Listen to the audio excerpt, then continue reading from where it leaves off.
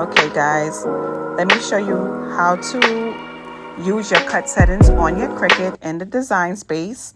That's my image. We're going to click make it. And so with this image, it's a heat transfer vinyl image, which is HTV. We're going to mirror it because HTV materials have to be mirrored. And I'm going to select continue.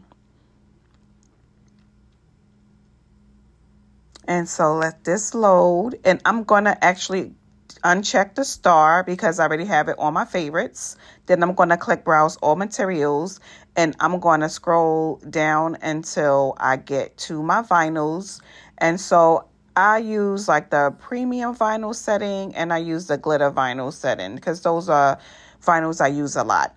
So there's a premium vinyl, and I'm going to select the star. And that's going to actually add it to my favorite. So that's all you have to do is browse your material and star it. But I'm going to click material settings because that's going to give you like the cut pressure and multi-cuts. And you can adjust any of these materials. And I'm looking for premium vinyl down here.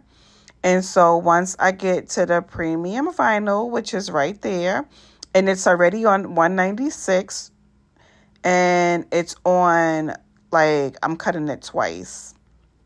And so you can move your pressure point just by moving that dot.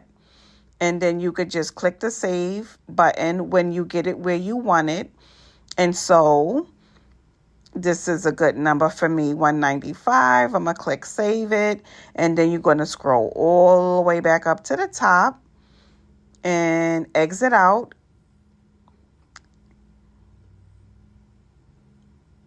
And as you can see, my favorite is now there.